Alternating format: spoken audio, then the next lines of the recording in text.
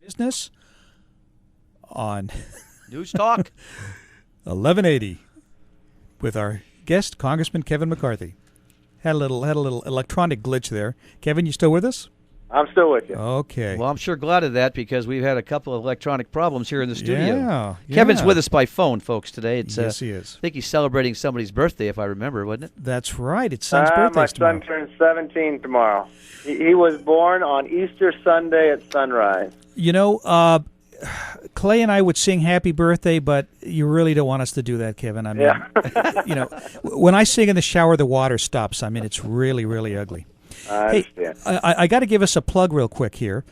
You were talking about Russo's bookstore, and I talked to Tony, and he said your book was his biggest selling book last year as well as this year. And in 2 weeks, our guest is going to be an old friend of mine, Michael Stern, who works for Dr. Phil, and he used to be the president of the Lucille Ball fan club, and he wrote a book called I Had a Ball. He's going to be in studio. Yeah, it's going to be. In fact, I was going to give you a copy. I thought you were going to be in studio today. I had a copy for you. But I have to get it. Okay. I'm going to get it to you.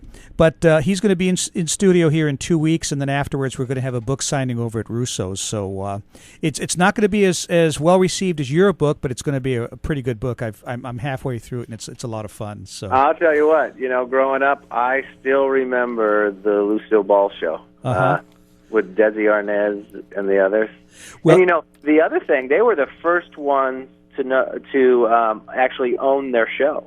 Yeah, they made quite a bit of money on that deal. Actually, they were good business people. Yes, revolutionary they were. in that. Yeah. You know, they changed it. But remember her and what was it? The candy company, the chocolates coming down, and they were going too fast, so she started eating them.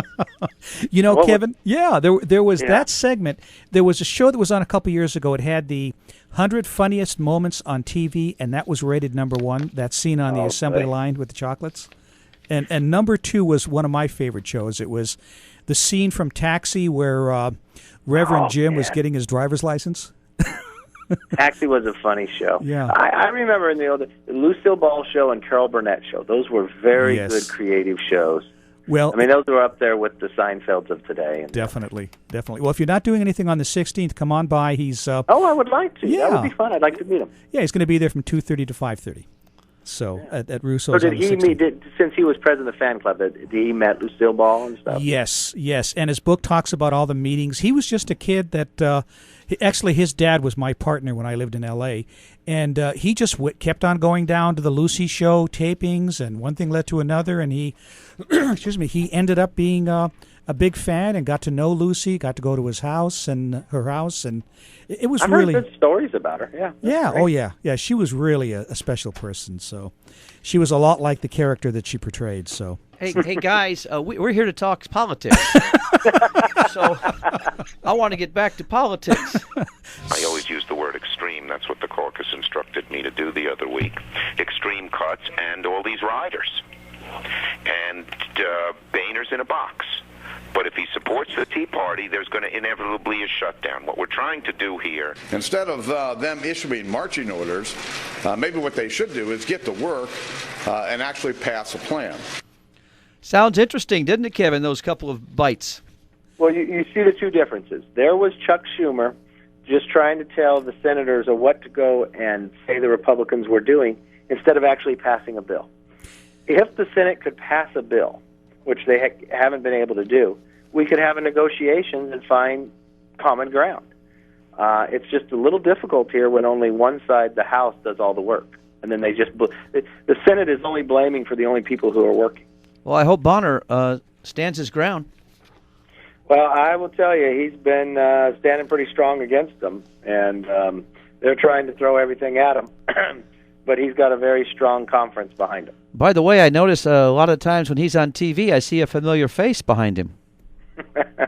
Well, we always have these different stakeouts, like whether we go in the White House, and it's usually Eric and myself and Boehner. Yeah, you're getting a lot of FaceTime on TV. I'm pretty impressed.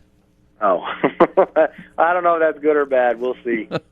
I mean, we knew you when you had a little deli down in Bakersfield.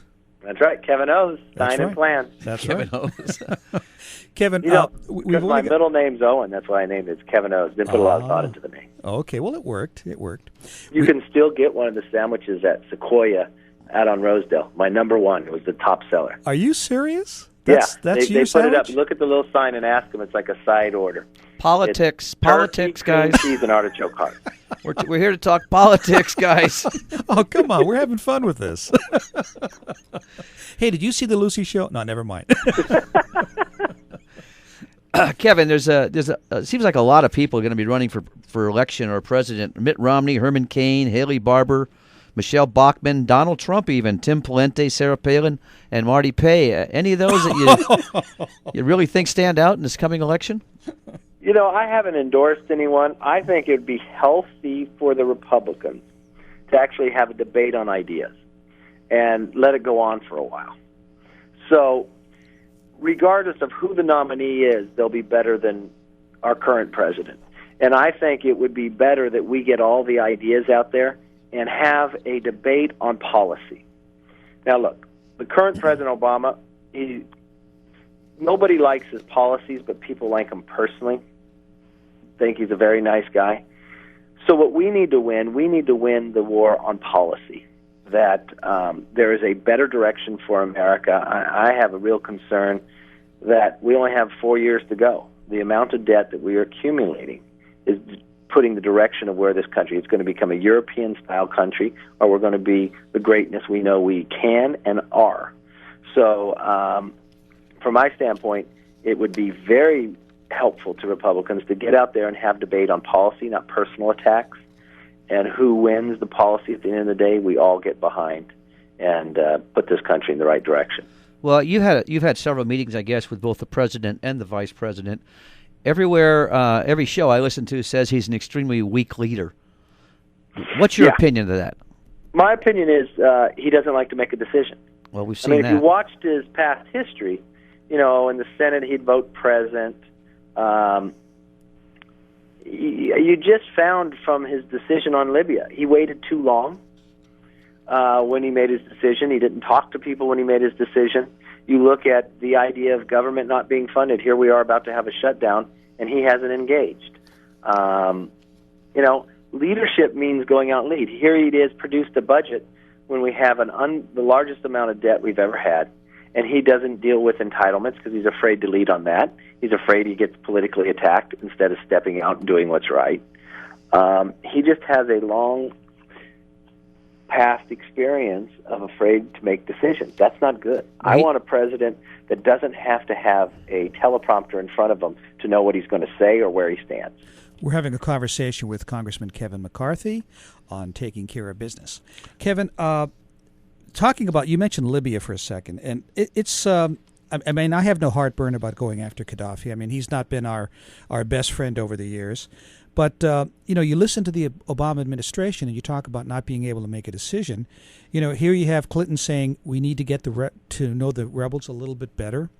And also Obama saying that we're going to send weapons to these guys. And we've got about a minute and a half left.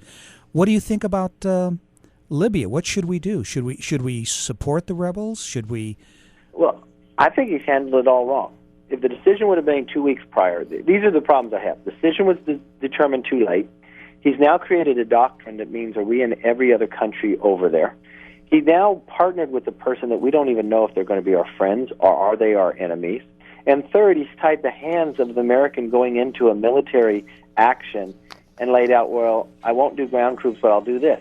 It's every stage of this decision is because he's weak in the decision is setting up for the decision to fail. And then he sets a goal that Gaddafi has to leave. Okay, we put us in the middle of a civil war that he can't get out of. It's the wrong way. If you are a president and you've made a decision that you're going to put our men and women in harm's way, you better give them all the support they can to get in, and you ought to make what the mission is very clear before you go in. Mm-hmm. No question about it. Kevin, before we go, I want to thank you for being here, and we'd love to have you back. But I want to congratulate you on something real quick. In the paper, they talked about a World War II veteran that did not have a stone, and you were partially responsible for making that happen. And for all of us veterans in Kern County, I just want to say thank you so very much. Yeah, Marty's Marines, and I'm Army. Thank you, Kevin. Hey, it's the least we can do for those who defend our freedom. Thank you, Kevin.